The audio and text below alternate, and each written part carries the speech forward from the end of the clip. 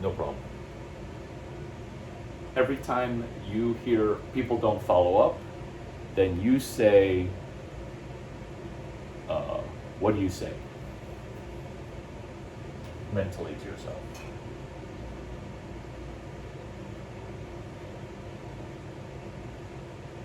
Exactly. Exactly. So, how do I pronounce your name? So, every time you hear, oh, people don't follow up, you say, Shreyas follows up, because then you're third party dissociative. Shreyas will take a picture of a notebook and then send it. And do you see the power of that kind of follow up?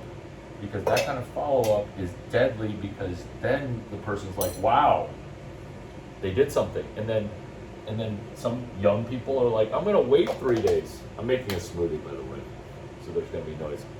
Oh, I'm gonna wait 3 days because I'm so popular. Like, they'll fake popularity or fake being busy because they're losers. Like, look at how unbusy I seem to you. Do you see what I'm saying? Don't ask that question. Don't ask that question because you don't want to ask. I already know what you're gonna ask. Go ahead and ask it. Yeah, don't ask that. Don't ask that question. Just say thank you, because also you haven't said thank you yet. Have you said thank you yet? I don't think you have. See, and then people forget that. It doesn't matter. And I'll answer those two questions because I remember them. But do you want to ask a more intelligent first question than the question that you asked? Like, hey, you're already doing reverse VC. Why? Blah, blah, blah. Do you want to ask a better first question now that I've coached you?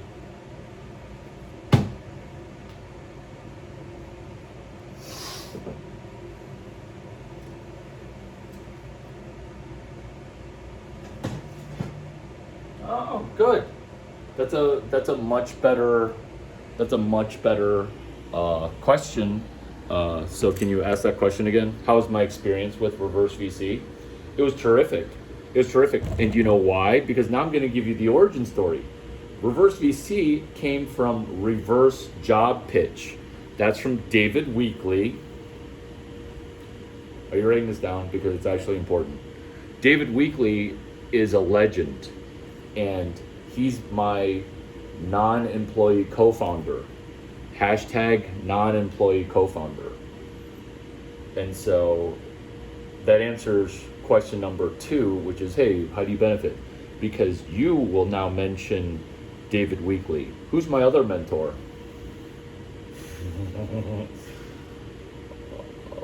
Oh, good. Okay. So you know that you get a C just for having written it down, but you would have gotten, oh, Mark McCormack, good job.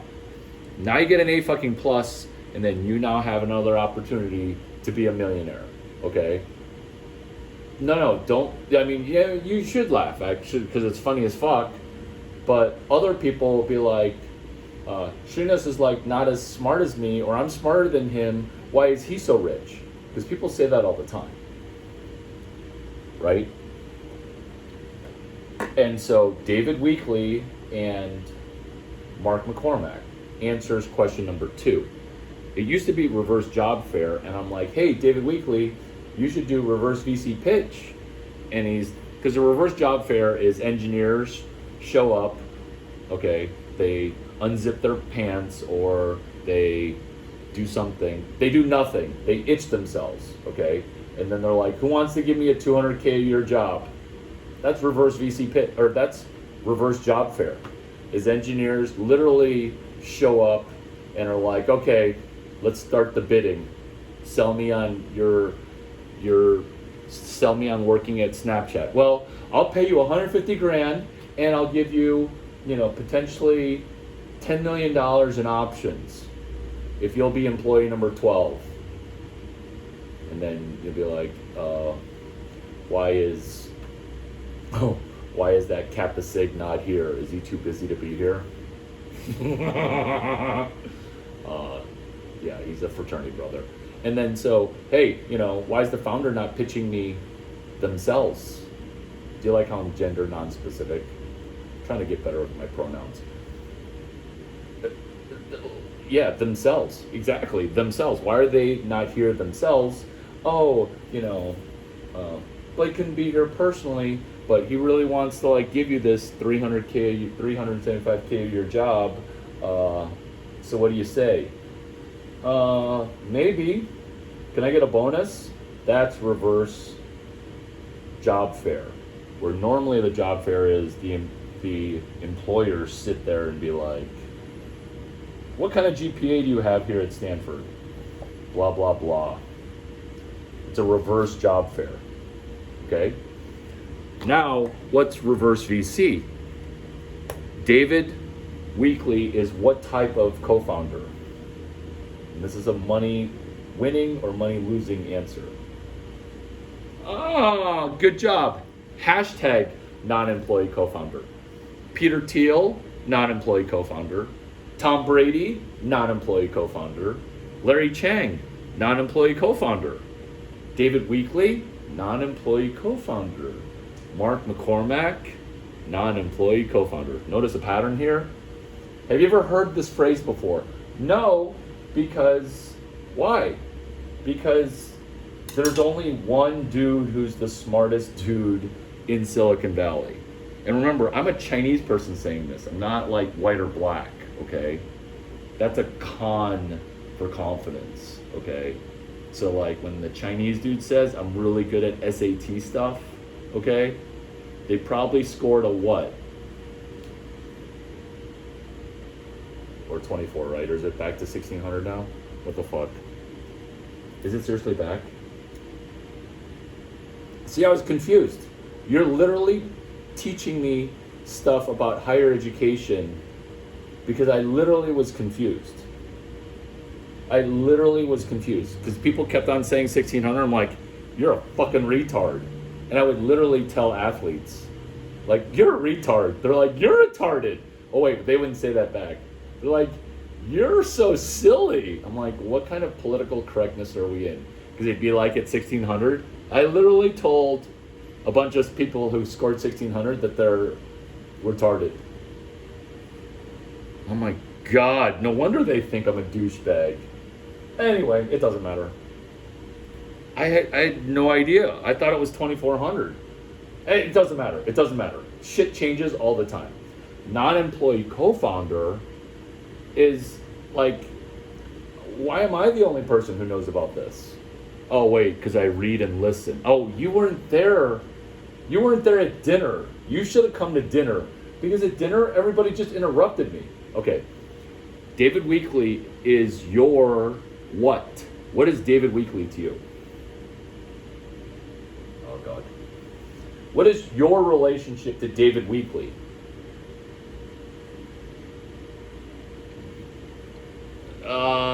Technically now by the transitive property. Did you ever take geometry in high school? Yeah, that was me insulting you. To answer your question, okay, I do this for the fucking entertainment of it, okay? Because whether or not you make $1 million, you might actually defriend me on Facebook after you make $180 million, okay? There's a 50-50 shot of that, historically, okay? That might be counterintuitive to you, where, oh, we'd be best friends after you make $180 million, okay? But this is what happens is 50-50, you'll defriend me. So I don't mother scratching care. But what I do care about is this. By the transitive property in geometry and something logic, it's philosophy too. It's logic bombing. It doesn't matter. Philosophy sucks. I dated a philosophy girl who's at Joe Lonsdale's think tank, and she taught me this philosophy class, which is basically geometry for retards and code, like logic in code. Remember when all your code was orphan? Exactly. Do you see how all this code is married and pre-coded, where the shit literally codes itself? Do you feel it? You are, because it is Your code is not in disagreement with everything that nature is. And you almost want to say gravity, but that dude from dinner kept on saying gravity when it wasn't gravity because he was a philosophy, LAS, liberal arts and science major. By the transitive property, David Weekley is your non-employee co-founder. And if you don't mention David Weekley in your pitch, you will lose because you are not citing the work. You are not a bibliography. So now you're plagiarizing in a bad way. But in plagiarism, chapter 3 of my mentor's book, Paste Copy Your Way to Success, you're allowed to cite. You're allowed to source. Cite and source. And play, call, play. So you're doing two things. You're citing your sourcing, and you're play, call, playing your own plays, which are, whose plays are these play, call, plays? Mark McCormack. Nope. It's just the play, call, plays, Mark McCormack. It was David Weekley's idea, but the play, call, plays are Mark McCormack, which is why you have to memorize that person. And that answers question 2 is, how do I benefit? When I'm dead and you're 2190, okay? I want some random dude that maybe I met, maybe I didn't meet, that I made a billionaire or trillionaire, because trillion's gonna be a new billion. How many millions are in a billion?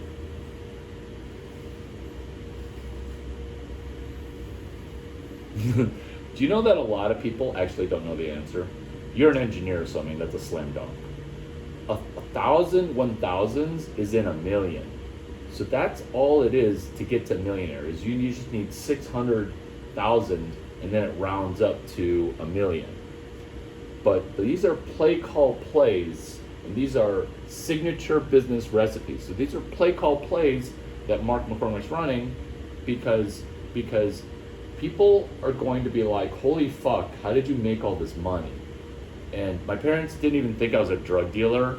My parents just thought I was a 15 time a month lottery winner. And they're like, well, what did you buy? And I'd be like, I split pizza with people, what?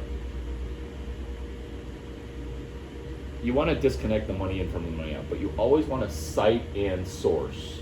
And once you stop citing and sourcing, which is a douche tithe, I didn't even ask you what that is because it's a genius thing that you gotta know too, which is citing and sourcing is a bibliography, which is a douche tithe, which is an Easter egg, which is Elon Musk, Larry Chang, Tom Brady, Steve Kerr, a mentor mention. So your non-employee co-founder is David Weekley. Maybe isn't necessarily a direct non-employee co-founder, but all this work for what's your company called? And it's actually, write this down, it's not a corporation, it's a 5-way proprietorship. That's a decentralized corporation. You're welcome. A centralized corporation can die when 2 of the founders go to Harvard Business School and 2 of the founders go to Stanford GSB, and then lone Larry Chang is still working at Duck 9 with his lowly University of Illinois degree, which is how I got to be the smartest person in Silicon Valley, is because I wanted to be the smartest person in Silicon Valley. I only went to the University of Illinois. I have no other degree. In fact, I barely have my degree. And non-employee co-founder, you need to cite and source. That's your hashtag douche tithe. So you're giving credit to where reverse VC came from, which is reverse job fair. And then you say, look, you can't be my co-founder, but you could do reverse job fair. Do you see the power in that? Or fuck yeah, or I don't.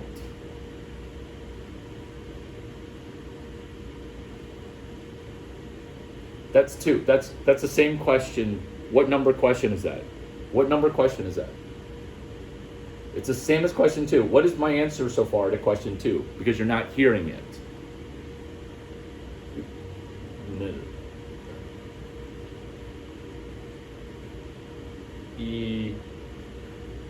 I already have, because I'm the 3rd institution of Silicon Valley, But you also missed that answer because I said question 2, my answer is this. And you missed it, which is why you again asked kind of a bad question.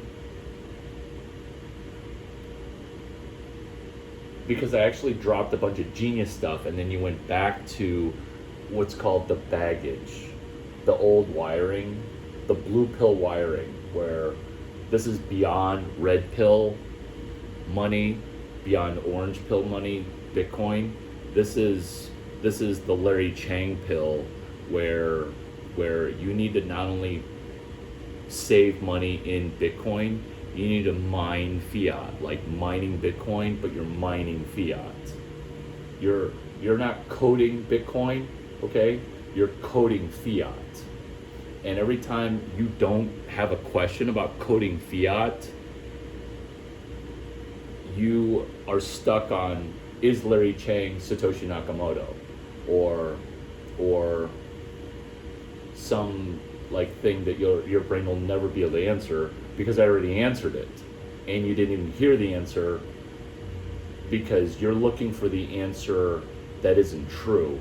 And so you'll be stuck, which is why some people are poor, because they're like, no way can the answer be in a book. And guess what? All of life's answers are somewhere in a book, right? Or you don't believe that. Doesn't matter. It doesn't matter.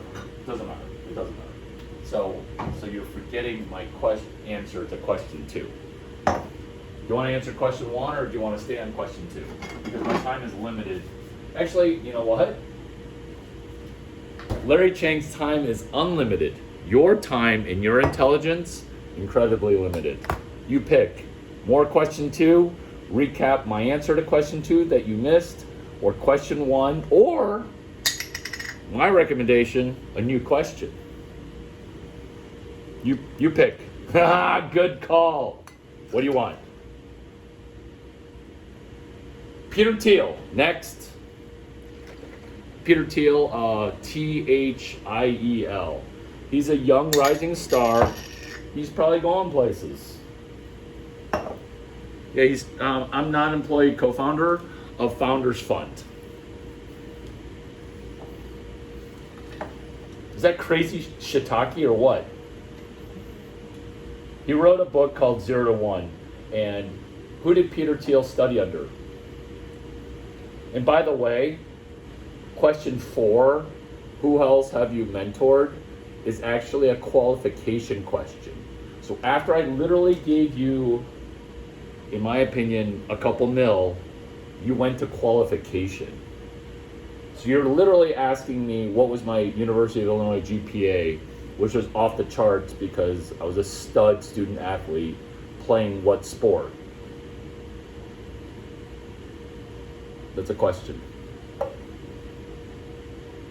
What sport did I play? What sport did I play? What sport did I play? That's a question. What? I did share it, and now you're right. Okay, because I was testing to see if your IQ or EQ is above 90. Now, what did you say? I gave them an idea, did you say?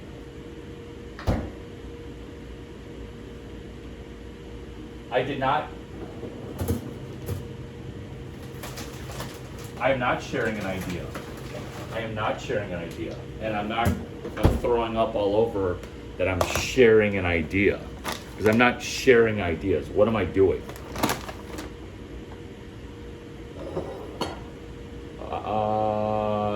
Yeah.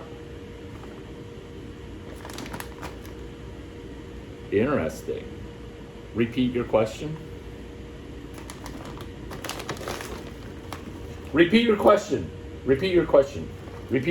Don't diversify your question. Repeat your question.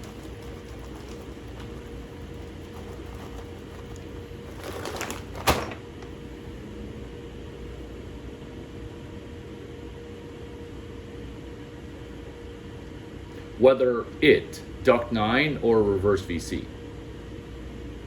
Okay, so can I paraphrase the question to be, uh, if I can't even paraphrase it. Can you paraphrase your question?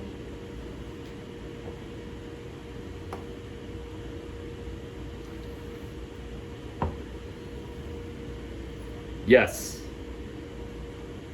I haven't tried it before. I've executed it every time.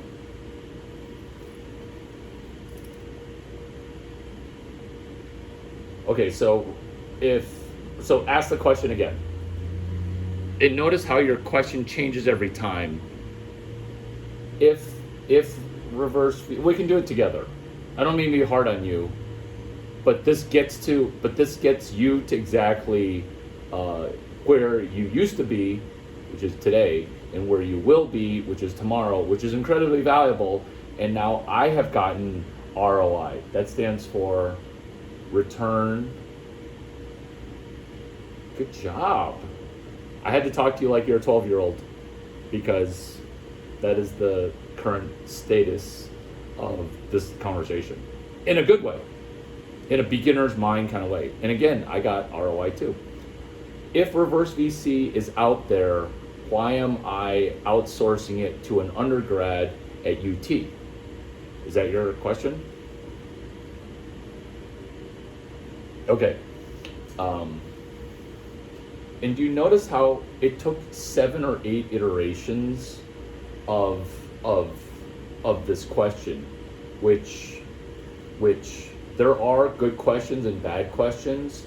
This is an emotional baggage question.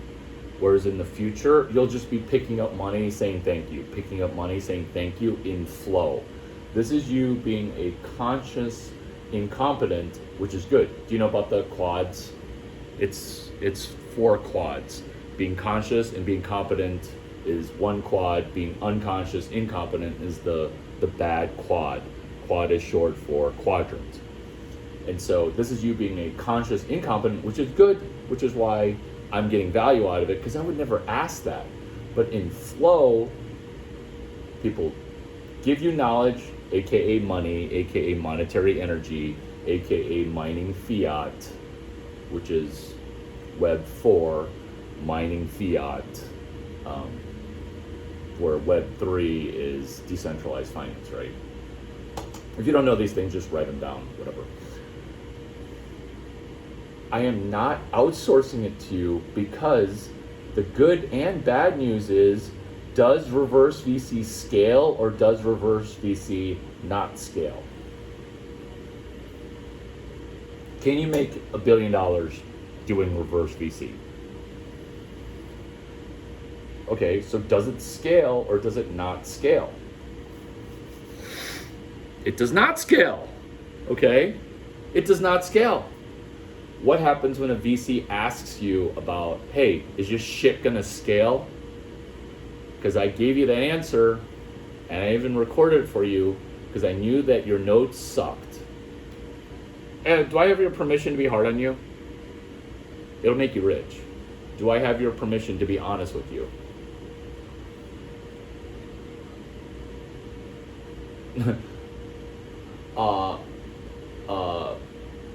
Three things. One is, the harder you get coached, the richer you are. 2, you actually want to show you, yourself, and the world where you used to be to where you're going. Because most people want the safety of, I don't want to have anyone see me try. And because nobody tries, you'll make more money in CS 178 than the entire class combined times 100. And that's just what happens because people don't try. Because people don't want to be seen as trying. And so what you said,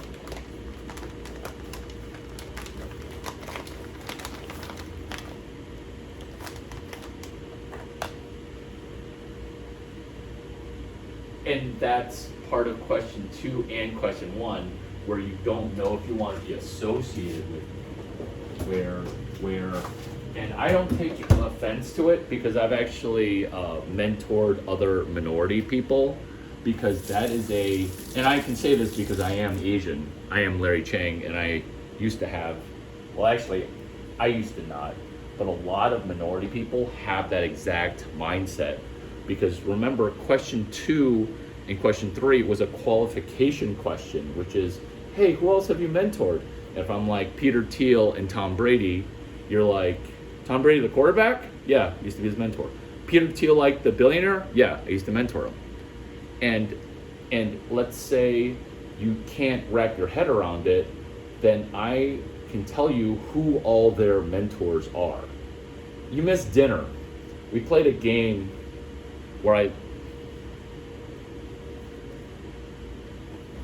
just put me on hold and I'll mix. Undergrad's putting me on hold and I'm holding. And so you ask the qualification question and you see how the answer actually hurts you. I mean, Tom Brady, like, who would even believe that? And that's the difficulty of asking a qualification question. And also, do you want to spend some more time on questions 2 and 3, or did you want to ask different questions?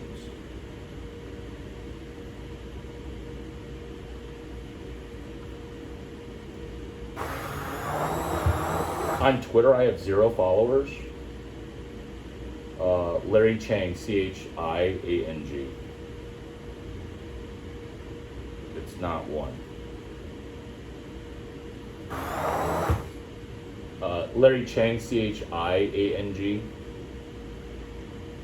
On Twitter, it says 0 followers.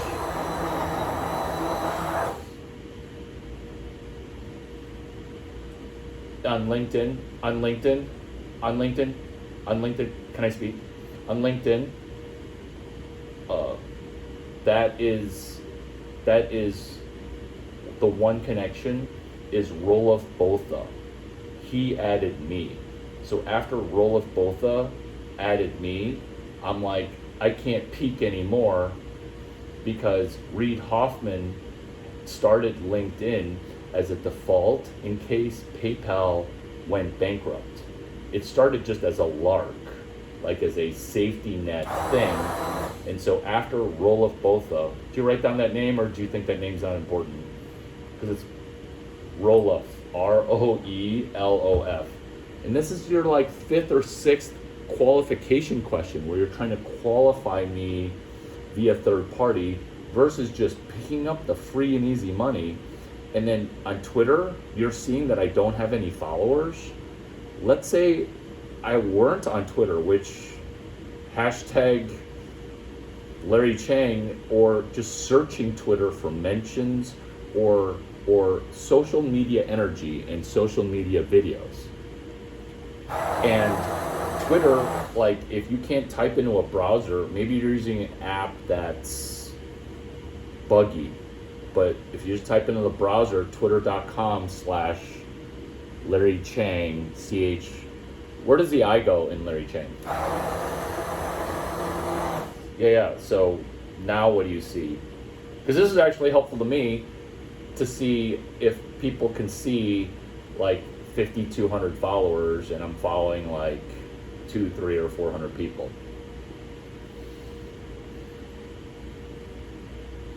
Can you screenshot it, or do you know how to screenshot? Do you like how I'm asking you if you know how to screenshot? But now I have to ask you because I haven't looked at your CS major school ID, because this is the quality of the conversation right now, because I'm literally having to ask you if you screenshot, because you're literally asking me about my qualifications as a thank you for the gobs of time that I've just freely given you. Does it say 0 followers for Twitter? Okay. Is there a picture of me with 2 women? Huh. That's fascinating. And you know what? That's my return on investment, because I would never think that somebody on a browser Are you using an app? Yeah, like that's super helpful. So from me to you, thank you. Does that answer question one, which is how do I benefit? Because it feels like I'm benefiting more from this conversation and more thankful to you than you are to me. The answer to question one via text is that's a 10-year-old party. You can feel free to paste copy it. But Christine Garza came to Reverse VC pitch. She listened to VC's pitch, and then she sold a company. 2 years after she came to Reverse VC, she never hosted a Reverse VC party. And the reason I don't do it is because it doesn't scale. But if you're a CS major, I will actually help you with this open source. But from our conversation so far, you're not very thankful and you don't think that I've been very helpful. Plus you've asked like 3, 4, 6, 7, or 8 qualification questions. And you're not even impressed by Roelof Botha having added me. You know how like losers add losers on LinkedIn? Roelof Botha added me. He's the managing partner at Sequoia Venture Capital. So that's my only contact, which is the only contact you need, which is literally over $1 trillion in shareholder equity that we have created. Roelof Botha added me. Are you going to congratulate me or no? Or is that enough accolades? Or you don't care about Roelof Botha? You don't care about Sequoia? Where are you at here?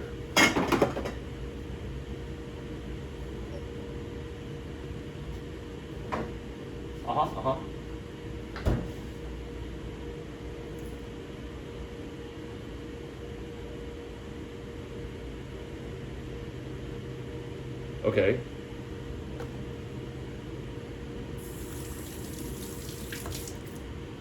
Exactly. I told you it was over 10 years old. Feel free to explore the holes more, and I can answer whatever questions you'd like, as it feels like I've been super helpful and proactive in calling you. And as far as you're interrupting me. You're interrupting me. You're interrupting me. One, Stanford faculty, as guest lecturer from 2009 to half of 2013, entrepreneur in residence is not a paid position, which is exactly like tenured faculty where you cannot fire that person. And how much time have I spent on the money? Revenue. I would spend all of my time on revenue.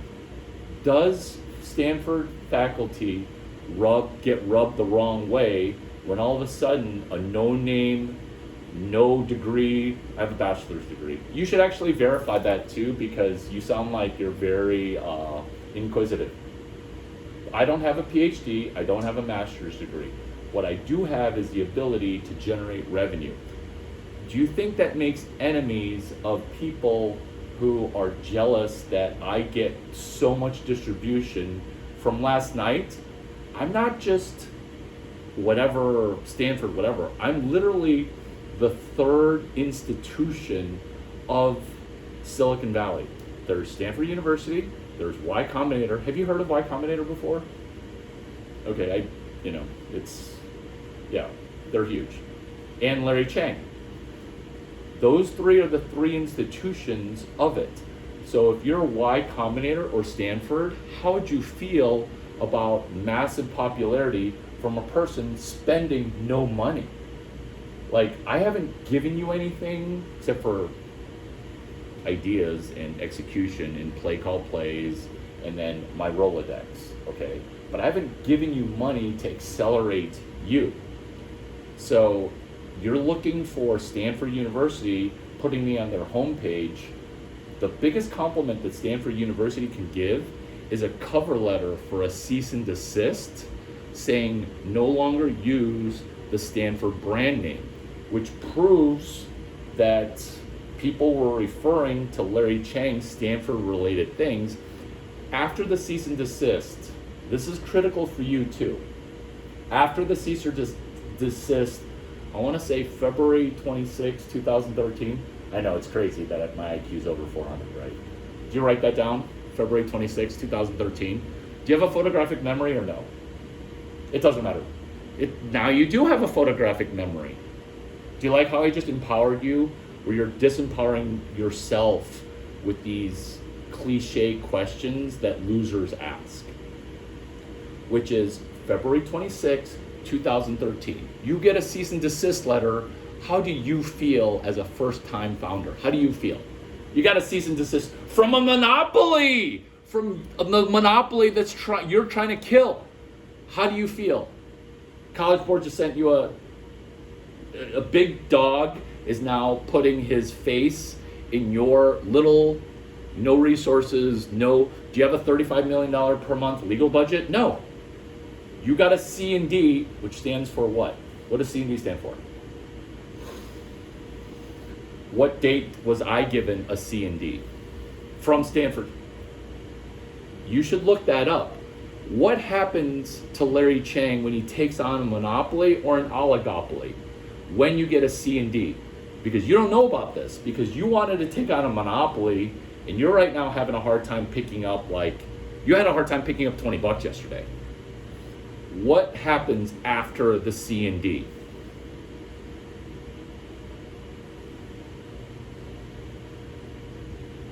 Why? That's totally counterintuitive. That's the right answer. A fucking plus. You do have credibility. Oh, see? You do have hope. I'm not going to have to call the University of the local college registrar's office to see if your full name, redacted, is enrolled. Seriously, A fucking plus. I'm being serious. I sound like I'm joking, okay? A plus. Because a lot of people would take 7 hours to get that.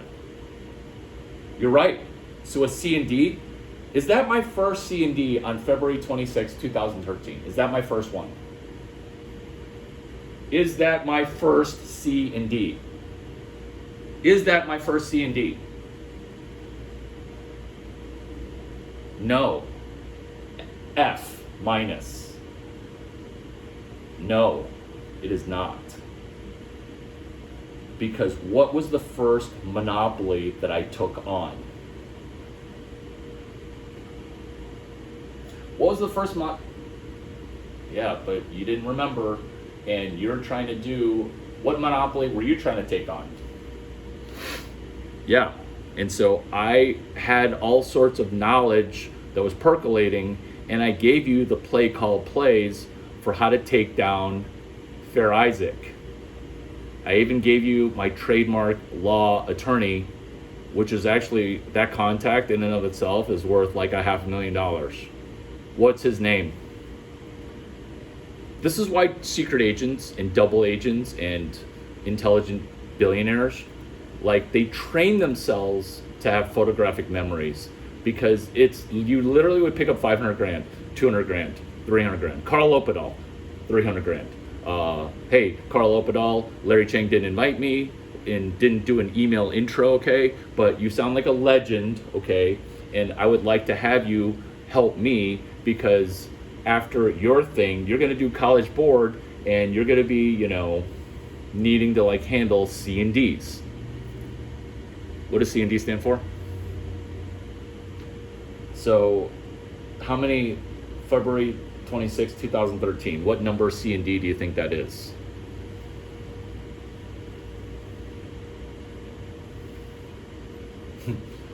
Remember when you said, I'm going to answer this question with a recall, because I remember all the things that you said, because I care more about your money than you do. And that's going to bake your noodle in all of time, because it feels like you and I might eventually get unfriended as you sell a company for $180 million, okay? Because right now your likelihood isn't 50-50 for unfriending me after you sell a company for $180 million, okay? What percentage likelihood are you going to unfriend me after you get an exit of $180 million? in my mind. You're Larry Chang now. What percentage likelihood? Is it 50-50? Is it less? Is it more? Answer.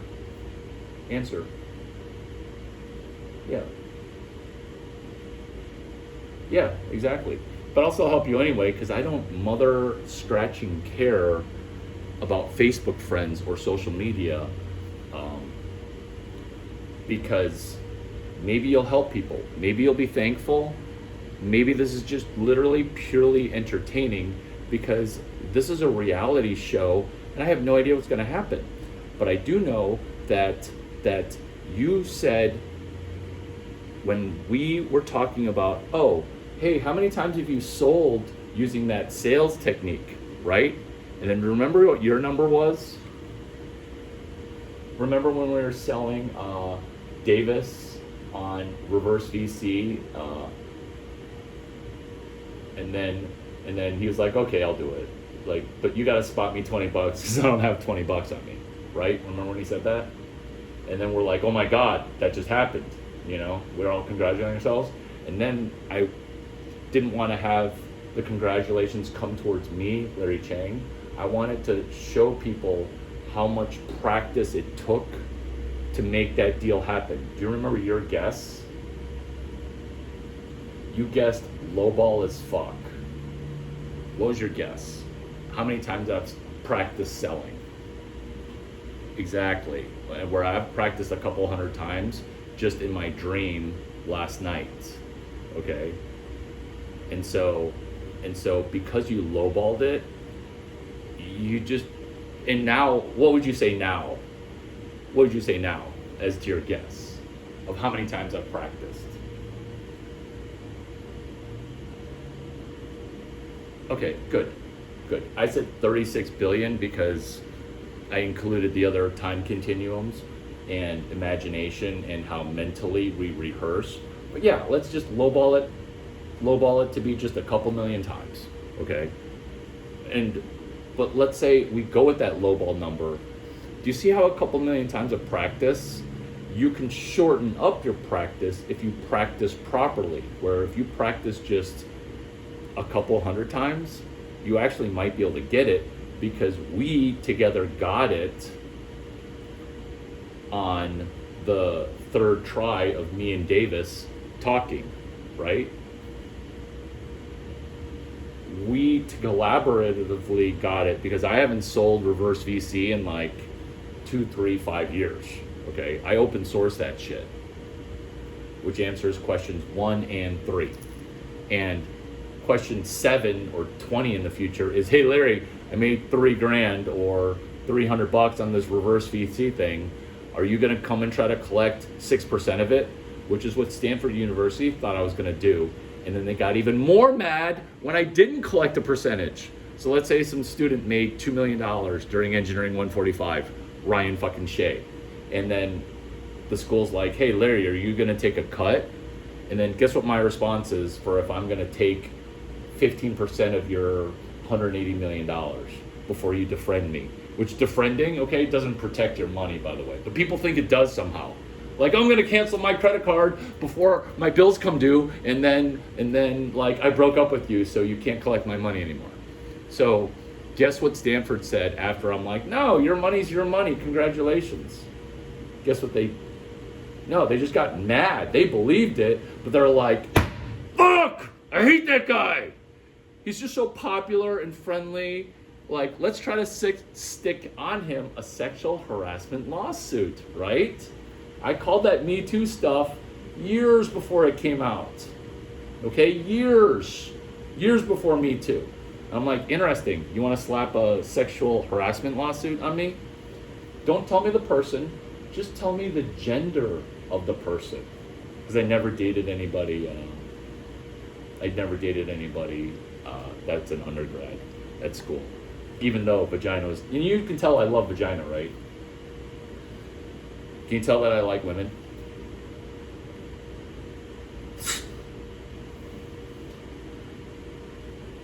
This is the topic of discussion, which is your doubt, okay? Because with this popularity, they're trying to mitigate the popularity. One way to do that is hashtag me blank. What is that? Me blank. What is the rest of the blank? And then I said, okay, can you tell me the gender of the person making the accusation, which makes the accusation go away? Because was that my first sexual misconduct? Not even allegation, pre-allegation, testing the waters. No, it wasn't. Because power, that's just the dynamics of power. You'll see when you get to like, I have you at 95.5 for getting to millionaire before 24. But guess what? You've got other problems to solve, which I will not.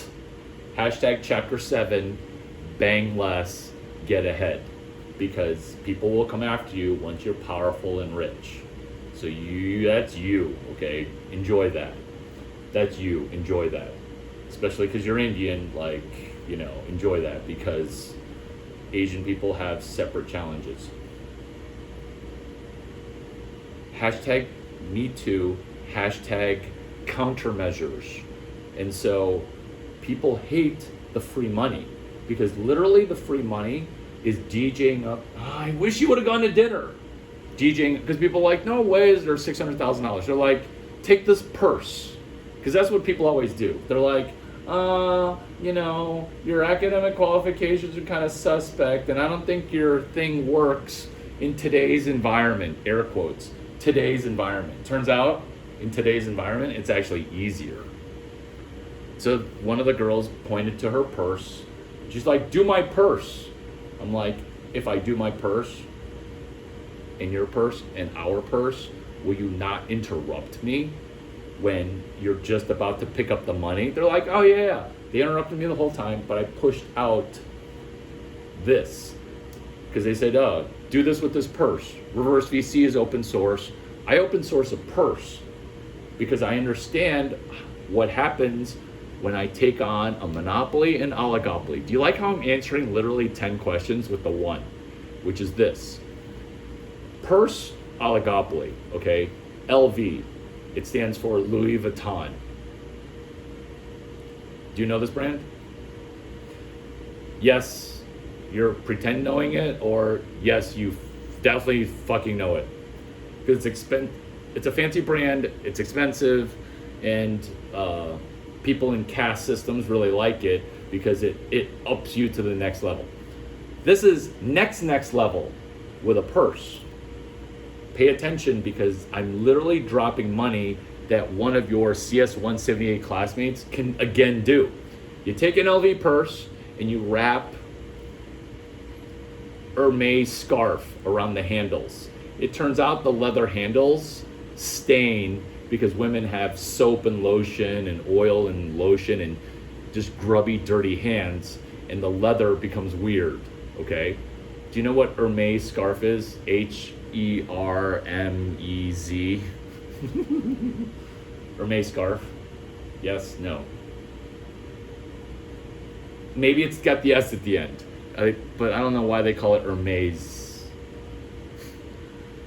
New York Fashion Week humor, because I'm here for the entertainment. Hermes scarf, LV, you're supposed to laugh. If you had confidence, you'd laugh, because it's funny as fuck. But now that I've re-explained the joke, you kind of snickered a little, right? That's why I lose during Austin local stand-up comedy. Because when people don't laugh, I will retell the joke. And 2 people will laugh, and then 5 people will hate me in my audience of 15. Because they're just like, oh my God, did you just repeat your joke until people laughed? Look, you may not laugh, but you'll get rich listening to my stand-up comedy. Because I'm entertained, and I'm having a good time, which is the most important thing of stand-up comedy. Even when you bomb, nobody laughs. People hate you.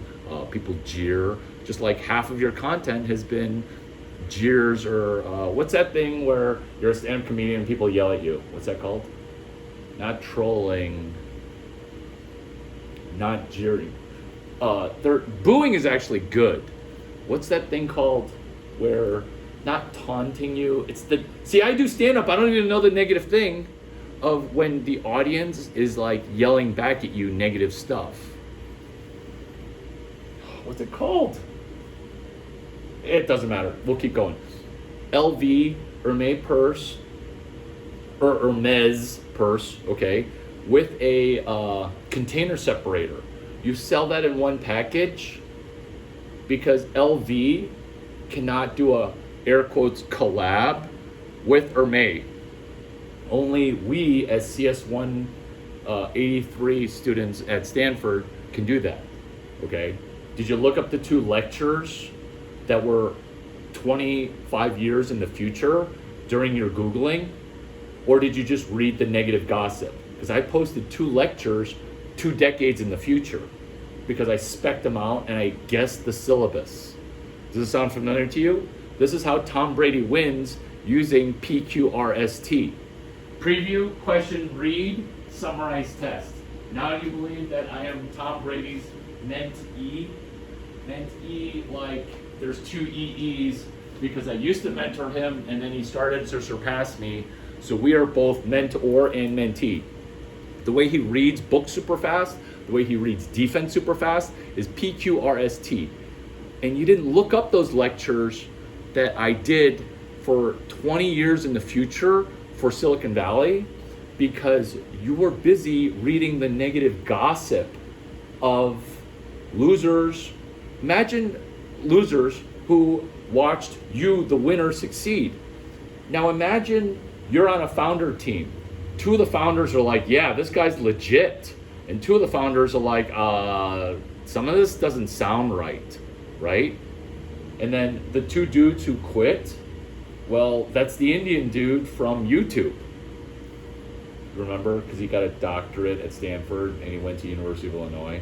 Do you know about this story? It doesn't matter. You can see why haters come, but you can see why the good stuff isn't cream. It isn't juicy. And so this content is part of future lectures for Stanford University 2055. That's the year 2055. I think I'll be like 19 years old. And so get it, Aging in Reverse, Deepak Chopra, Ageless Body, Timeless Mind, Gotham Chopra, Tom Brady's documentarian who did also the documentary for Kobe Bryant, who, if he didn't die in a helicopter crash, probably would have lived till like he was 150 because he was a massively fast healer. Staying on point with the purses. You can now sell that new purse for thousands of dollars. It helps if you know that LV is valuable. It helps if you know Hermes the brand, and it helps if you've been a 15-time attendee of New York Fashion Week. Hey, in your Googling stuff, how many times did you see my picture in the front row of New York Fashion Week? Or do you not care about New York Fashion Week? Or do you not see that New York Fashion Week is like the university, it's like the Texas Tech of, it's like the Lubbock, I screw that joke up all the time, which is why I'm bad at stand-up. It's like the Lubbock of Texas. It's not quite as funny when I say the punchline.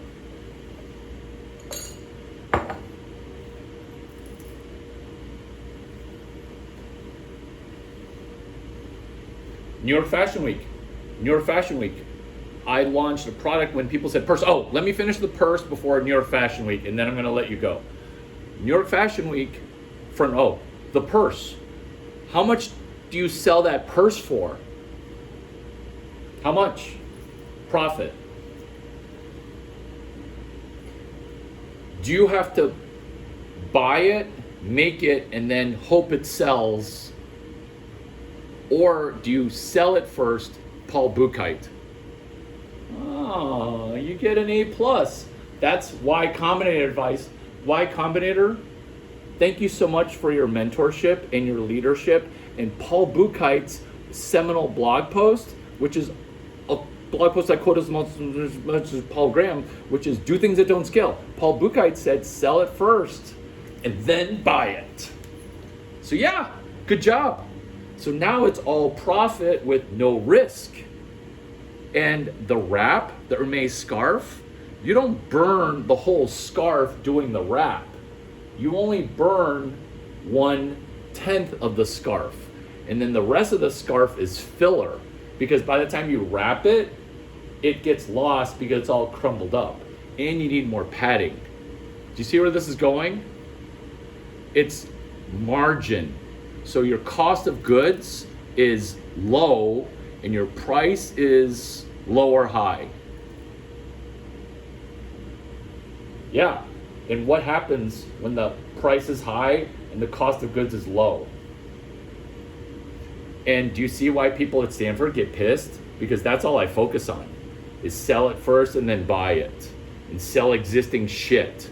Like you want to boil down, you don't need Larry Cheng. Sell existing shit and my mentor's book. That's it. Like you don't need anything else. The other stuff is just like hand holding and gossip. You spend half your time right there. You spend half your time on gossip. And when I show up at an NFL party or any party with my dog, people are like, you are the legit shit. Where's my dog, by the way? So, do you see why people get mad? Because Casey Cross, before I taught at Stanford, Casey Cross sold purses. Then after she sold purses, it doesn't scale, okay? Because people are gonna ask you that, and what's your answer for when VCs are like, hey, 9 VCs you don't wanna pitch, that doesn't scale, what do you say?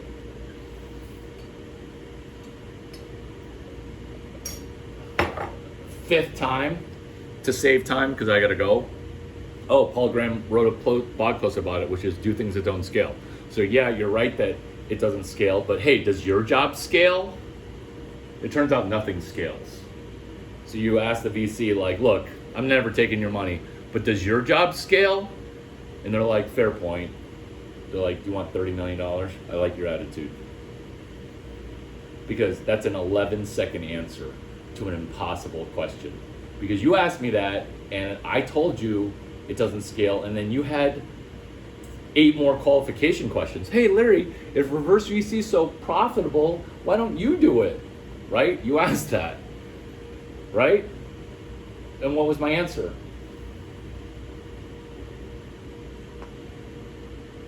It doesn't scale. 3 words. It doesn't scale. It doesn't scale. But it's perfect for CS 178 because you could do it in a weekend. And then now you get an A and you can like literally coast and then start giving out co-founder credits. Who's the founder of UTE Week? Did you look that up? No, I was just worried about the gossip. After I founded it, I let 2 dudes, Johnny Van and Nick Spiller. And then just like all things, when they're worth 180 units of money, you know, sometimes you get defriended. In that instance, we're both still friends, but that's a weird and random luck thing because Nick Spiller and Johnny Van are both good guys. But a co-founder team, like, and then imagine the co-founders that drop off. How much hate do they have because they see their friends getting rich? And there's hate. And if there wasn't more hate, like, and also on LinkedIn, why would I use LinkedIn where I literally answer wrong number phone calls? Did you look up my phone number? Did you Google my phone number? I'm gonna let you Google my phone number. What last questions do you have before I outie?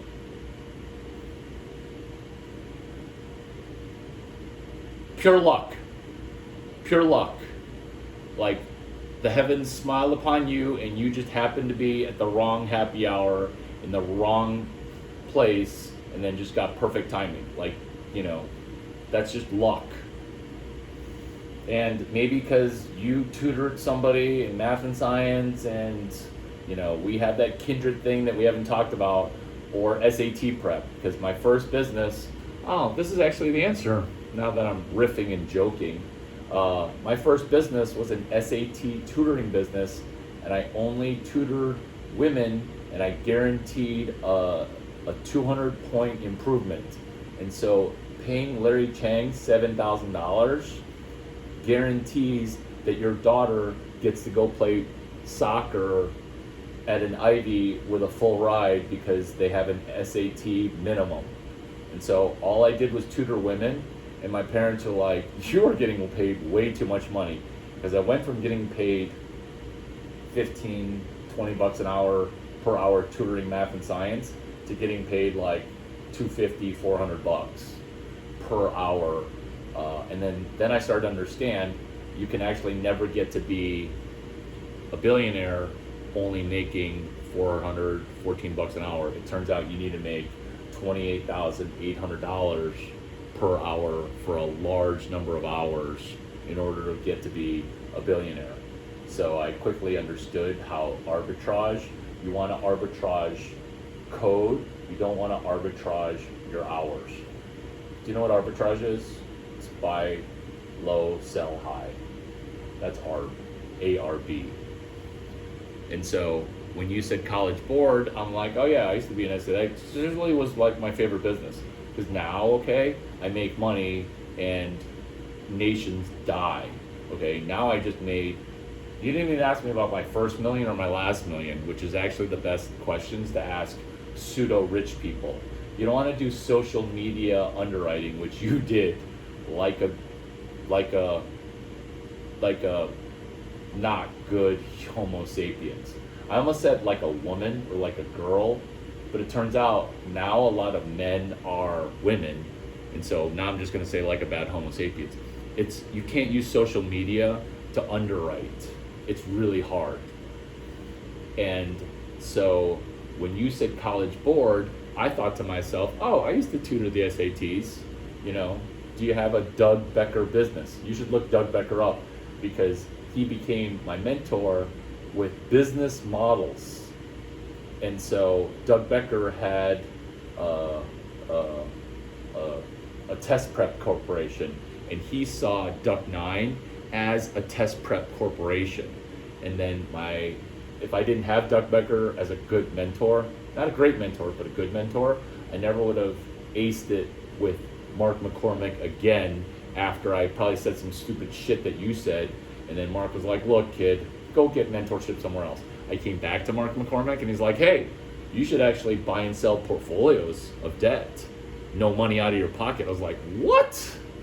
And if I didn't hear that from him, I never would have gotten a free $180 million, which is funny because that number 180, it's what Intuit buys.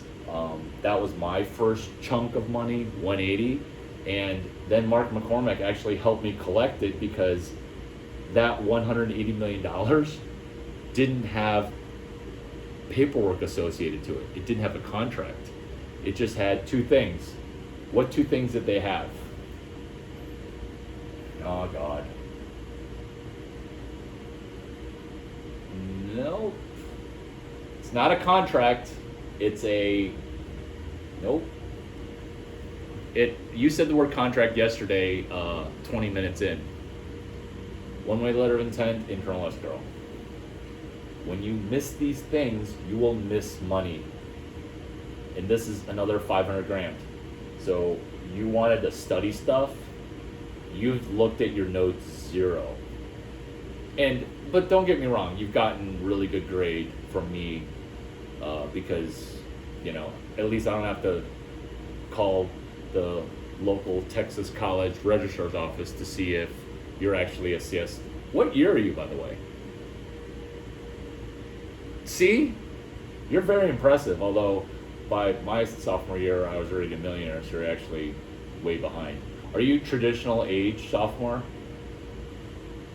Yeah, so when I was your age, I was a millionaire. In a time that was way harder to be a millionaire. Now it's like easy as fuck. But that doesn't matter. But I started my sophomore year. What did you do summer before your sophomore year? Yeah, and so I was earning an engineering national award while selling cars. So apples to apples, time for time, age for age. I was doing better research than you, and I sold more cars than you. I I did the refrigerator, which everybody can touch, but it's heat transfer. So 1, 2, 3% improvement in heat transfer, and they give you awards.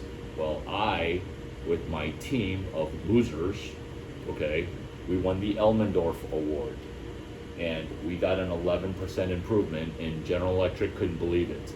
And I flew private as a sophomore to and from Appliance Park in Kentucky. I went to the University of Illinois, and I sold cars also at Illinois. And so just because I'm a really good salesperson, okay, I'm a good salesperson, right? I'm selling you on painting my fence, but it turns out it's not even my fence, it's the decentralized corporation. And the question that you forgot to ask is, this is a proprietorship. So all the money that's gonna come in, you're gonna split it between you and all your co-founders in a proprietorship.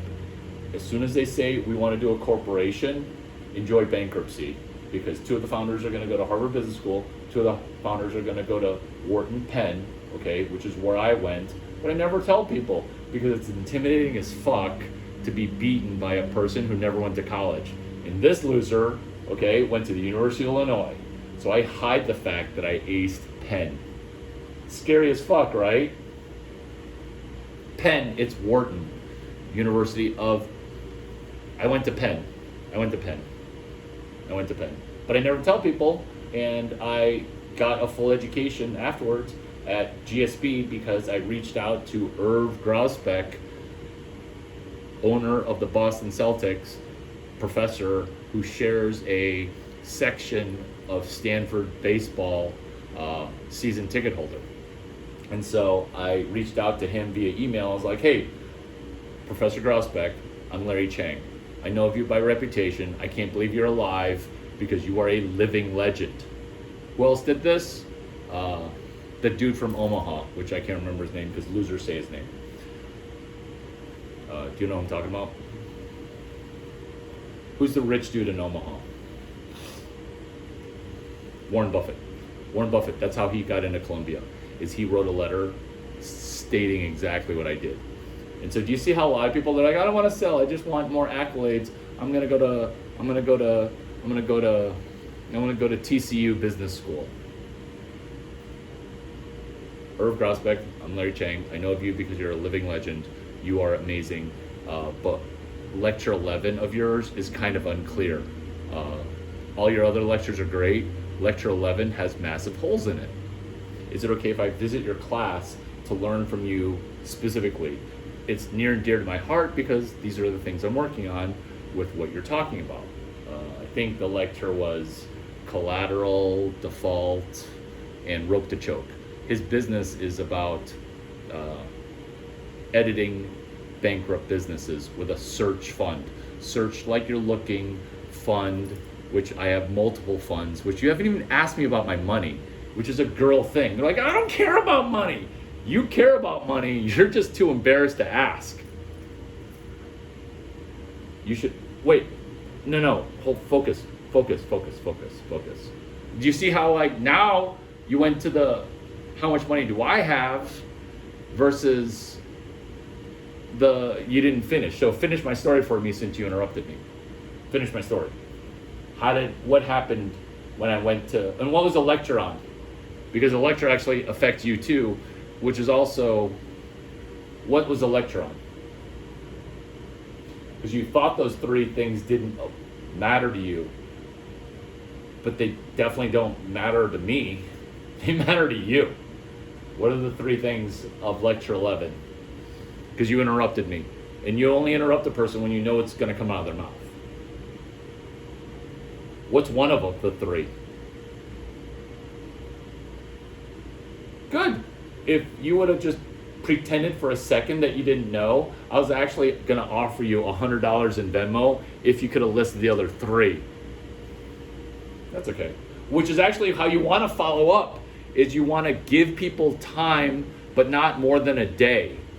But following up in 6 minutes freaks people out.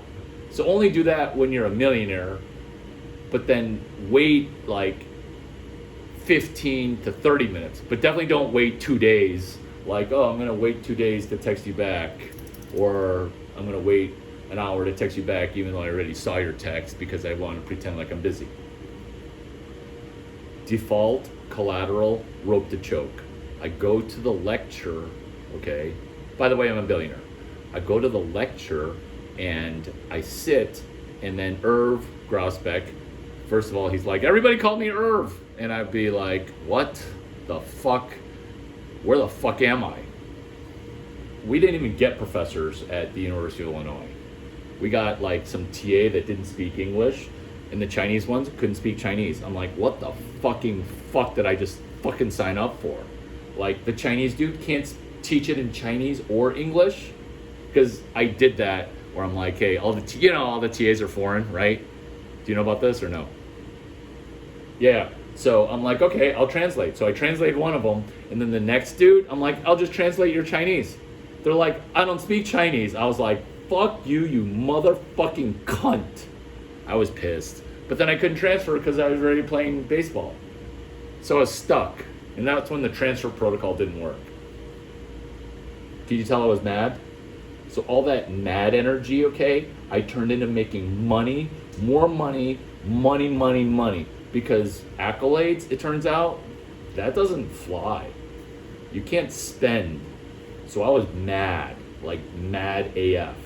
So at Irv's class, I was getting mad because Irv says, we have a guest speaker. I'm like, you motherfucking cunt. Like, I came here to listen to the genius of Irv Grousbeck, and now you're gonna have some cunt speaker?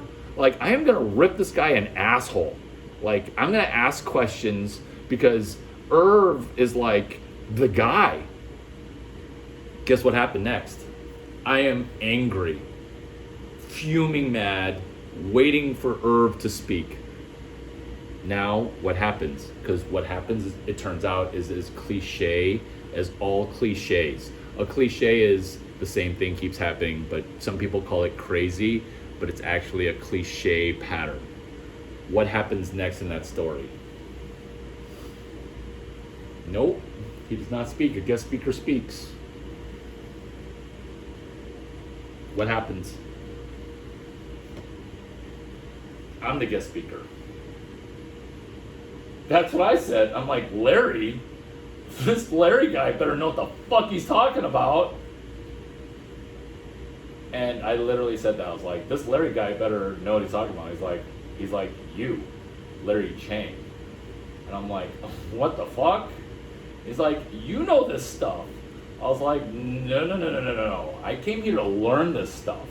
I'm not here to teach. I don't even go to this school. And everybody just laughed. And he's like, I'll help you through it. He's like, what do you look for in default?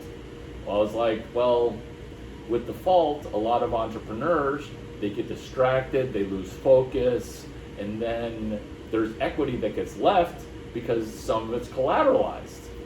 And then you look for a business, which is actually a new Stanford class that hasn't been picked up yet, which is how to pick up turd, polish it, and get super rich. You might want to write that down because this is all I do. And I mean this because I actually love you in a homo sapien to homo sapien way, because there's only love in this world. And I'm gonna cry, but you are a piece of turd. I'm polishing you up so that way you can be super rich. And Andrew Mason talks about it, like, people kind of know it, but people kind of don't really put a playbook play to it. That's what Mark McCormick did with me, because he saw UCMS Duck 9 as like a baby business to him. And so he helped me, and I sort of asked, oh, why are you helping me? But I mostly said thank you, because I'm actually white. I'm actually the most white person in America. And I was like, at first, other people were like, hey, why is this old dude helping you? Is he gay? I'm like, I'm pretty sure he's not gay, because I'm pretty sure, because he actually had a hard time being, anyway. So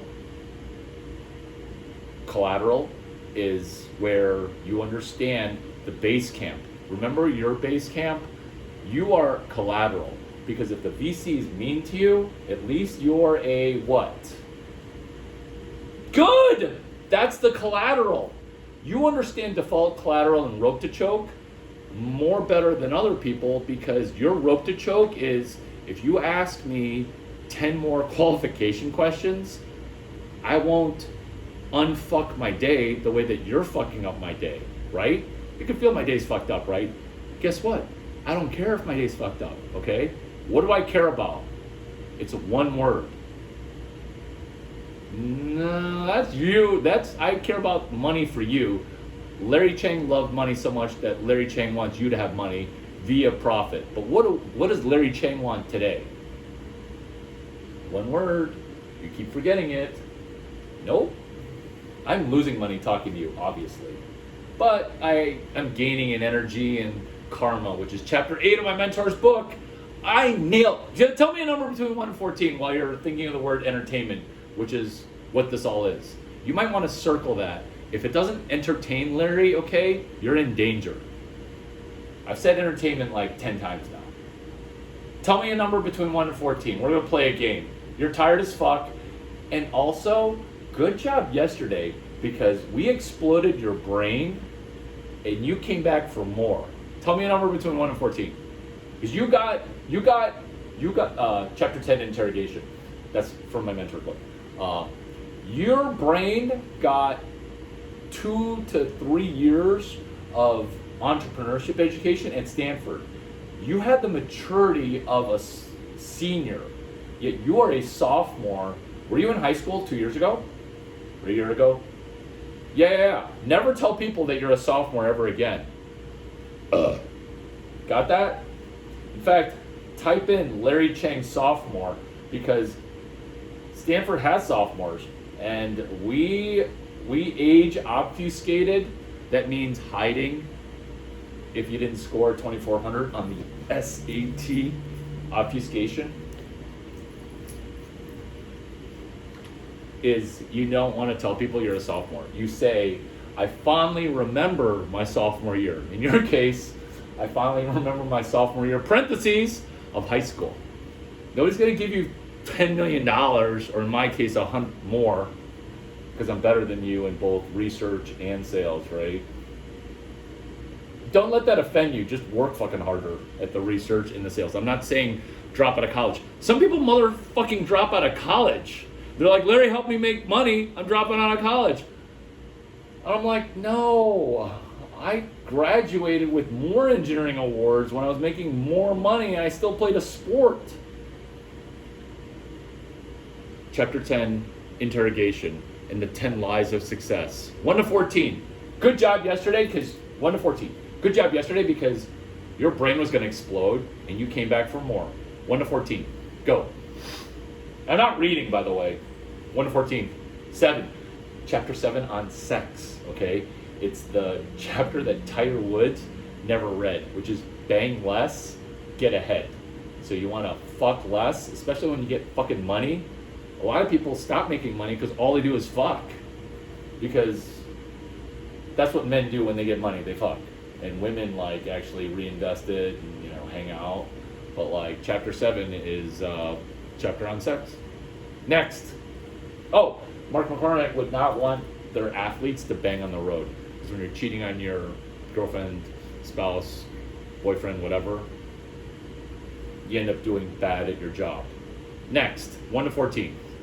How impressive. Did you say 2? Treasure management.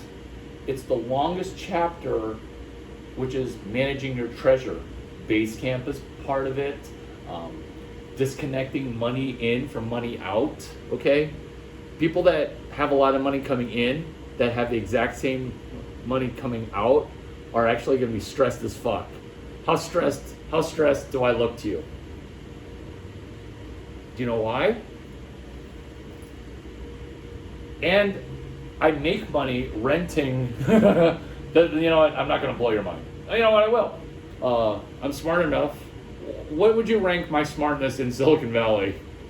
And lie to me, by the way. No, like ranking as humans. I mean, 10 for 10's a given. Yeah, 10 for 10's like a given. Exactly. You're supposed to lie to me and tell me that I'm the smartest person in Silicon Valley. And then I'm like, oh, no, come on now. When it's just fucking true, okay? I can't help it, okay? Like that Rick and Morty time machine, that's where I go when I dream, because I took Mark McCormick's class and I made it Engineering 145. Irv Grosbeck's class is in the year 20, what? What year is Irv Grosbeck's class? My future Stanford class that I already uploaded the lectures to. What year is that class in? Yeah, or 2055. Yeah, you're better at math than me because you jumped ahead. Yeah, I'm looking for 2055, but yeah, you're right, 25 years. And so the chapter on treasure management is disconnecting money in with money out. So when I made my first, I'm going to be a douchebag, $100 million, guess what the first thing I bought was?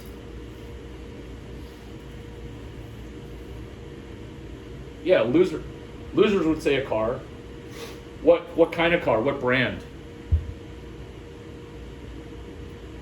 Yeah, Ferrari, or at least a Corvette, right?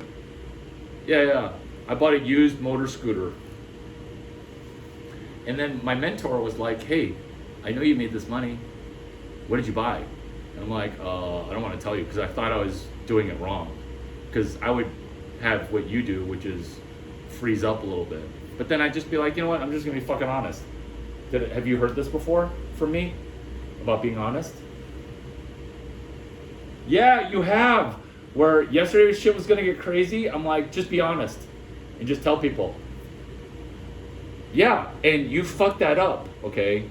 So your A plus is down to like an A plus, but like it's an A plus with a fucking asterisk of I'm unhappy about giving you an A plus. And if I were to be the Chinese version of Larry Chang, because that was just white Larry talking to you, Chinese Larry is just going to give you a what?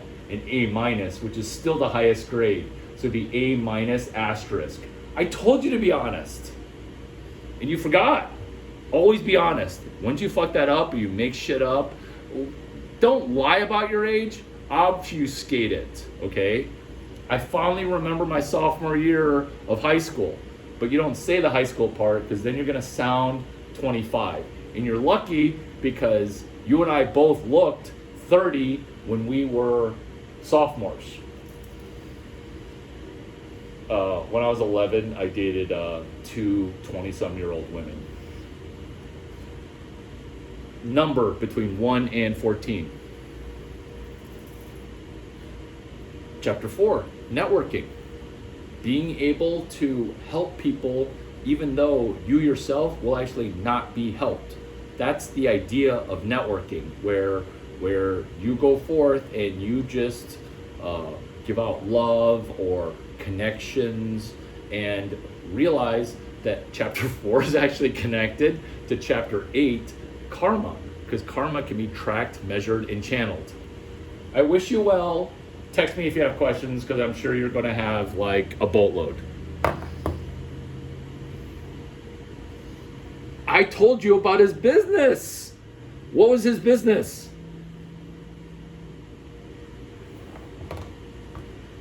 What was his first business? Don't gossip about the relationship and how we love each other. What's something that I know that I told you? Did you look that up? Or did you want to gossip about the love? No shit. I know this. Did you Google the business that he did? Because you're copying him, and if you don't thank him, because you get an A minus, it's still a fucking A plus with an asterisk, okay? Because you did ask one more question when I told you to fucking fuck off, okay? But you must motherfucking research Josh's business, because if you don't thank Josh from the millionaire, do you want to be a millionaire? Did you want to be a millionaire before you met me? Why? How? Or how many thousands are in a million?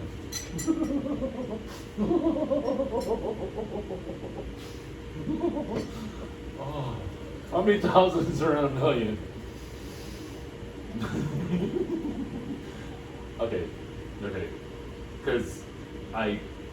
date a lot, and women hate me or love me, but I figured out right away. I give women a math test. I'm like, I never tell them I'm a billionaire, right? Because why would you do that, right? But I will ask them, what? That actually hurts you, by the way. You don't know this. You don't believe it. It doesn't matter. What does matter is this.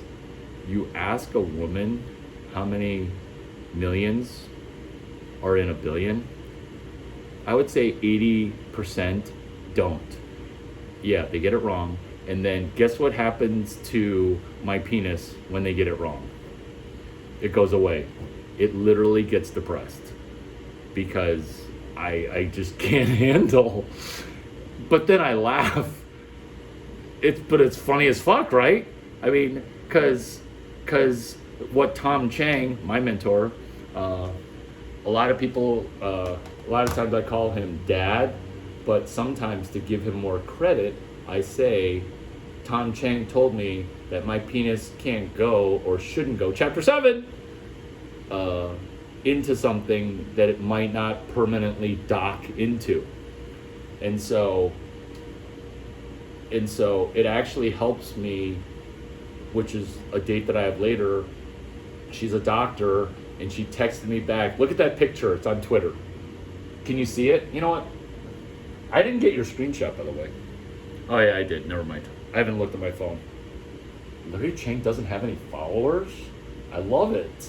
No, the whole screenshot. The whole screenshot of like my profile picture, it's saying 0.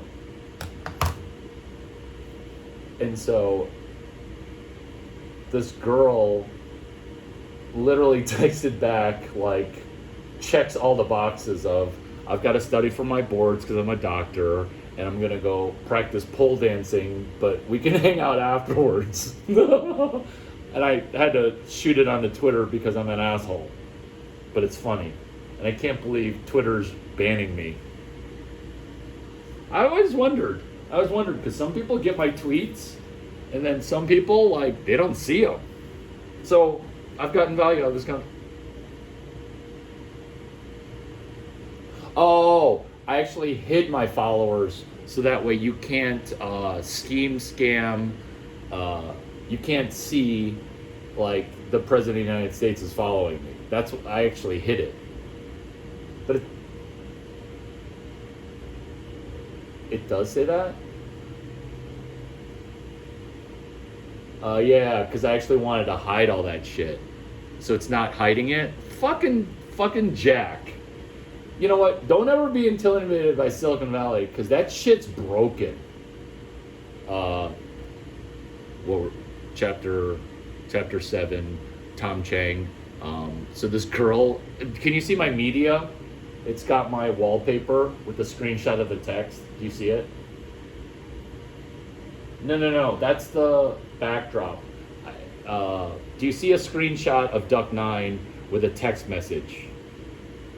It's like maybe 15 texts ago.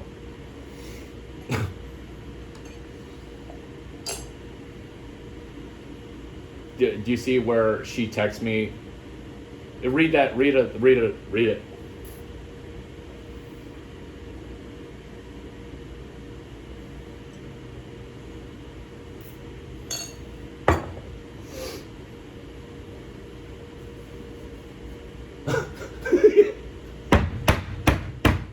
Like stripper pole class.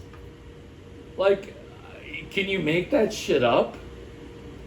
I mean, you can't, right? It's game on.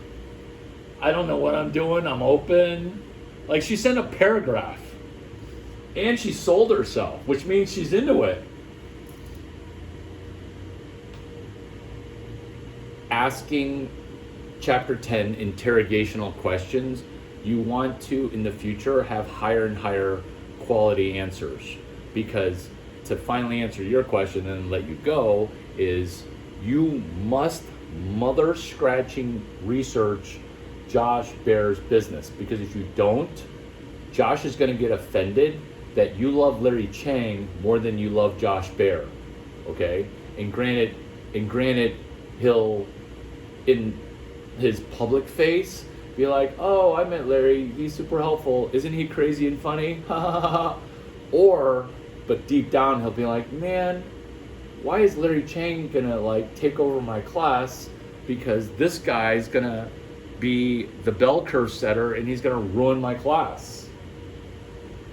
Whereas if you don't investigate what he does, that way he will be slightly higher than David Weekley. MMPPI. This is the third time I've told you this, and you haven't researched that, because if you are already like 80-20 is pretty good. 80% millionaire, 20% not. By 22, I'm lowering it from 24 to 22. But it would be lowered to 99.1 at 20. Are you 20 now? Yeah, so it'd be lowered to 99.1 if you'd have been like, hey Larry, MMPPI, mentor mention per press interview. I put a short video on my Insta. You use Instagram, don't you, you loser? Oh, good job, good job. So I said a thank you to you and that other dude and Davis for helping, and I kind of dropped the ball by not taking the $20, but I put out a thank you over on Facebook, Insta, Snap. I'd be like, oh great, I wouldn't even look at it. But then that's 99.1 where you would tell me I did the MMPPI. It isn't high mind, and then you'd be like, this message is from Larry Chang. Like I never assume that they saved me. I never assume anything. So I always repeat as if they're getting 50 million texts and they're not even looking at their texts because they're just talking on the phone, right? Because this has been like an hour and 30, and you can tell I haven't been looking at my notifications. Why don't I look at my notifications? Because it makes it seem like time is infinite. And it turns out for me, time is infinite, but for you, time is incredibly limited because you suck. Sorry, you just don't understand how time works yet. And that's okay. What was my biggest time hack that I gave to you? What was my biggest time hack that I gave to you? Nope. No. Look at your notes. What was the biggest time hack that I gave to you? PQRST. Now do you believe that I am Tom Brady's mentee? Because I mentored him on trash talking. He mentored me on something I actually knew already called PQRST. Because I didn't know that he knew how to learn so fast. And PQRST is why I got into Stanford University. Because Irv Grosbeck's lecture, by the way, I was the one who gave that lecture. And then I gave it with Irv, with collateral default, rope to choke. And it turns out those three things are integral to CS 178. And if you mention Irv Grosbeck, lecture 11, when somebody drops off or somebody drops the ball, you're like, oh yeah, that's lecture 11, Stram GT 353. Look it up. And then once you cite and call play and know stuff, book, chapter, verse, people just be like, yeah, you're a millionaire.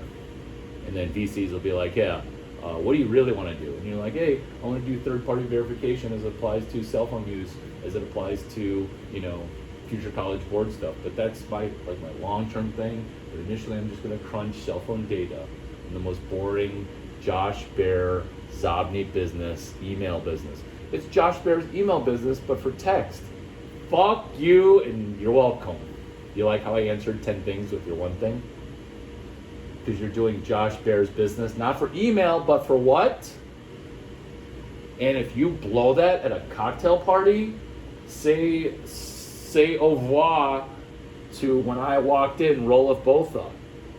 He begged me to be his LinkedIn person. I let him sit on the sidelines for like a year and a half. And then I was like, yes, that's my one contact. You only know that if you're friends with Rolf. If you're everyone else, you can't see it. Because everyone's like, who's his one fucking contact? Is it Satoshi Nakamoto? Yeah, turns out it is fucking Satoshi Nakamoto. You gossiping little bears. You silly, silly chickens. Like, if you can't bust the LinkedIn algorithm to see who my one contact is, Like, you're not a CS major. Well, at least a graduated one who can deep throat into LinkedIn. That's why you have to investigate Josh Bear's business, because you're going to get all this VC accolade. What business do you really want to do? I want to do third-party verification for tech. You should write that down, actually. Because I was joking, but you should do that. Because I open sourced my thing.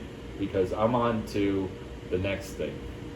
Third-party data verification. Third-party verification of cell phone number. Which is what Josh did for fucking email. You're welcome. Larry, how do I pay you back? Are you going to ask for 15% of my money? Are you going to defriend me on Facebook? Or am I going to defriend you on Facebook? It turns out okay. Facebook's for Facebook people. This is what I would like, okay? This is my ask. When you have your millionaire party, okay, offer to fly me out to Las Vegas or wherever you go to celebrate, okay? Wherever you go to celebrate. And then offer me a ticket in first and insist 3, 4, or 5 times to fly me out in first, okay? And then when you give me your credit card number, okay, I will book myself in coach, because money in has nothing to do with money out. And this is also what I do with fellow billionaires. I'm like, who's paying for this shindig? Because I'm over my budget. Guess what my budget is?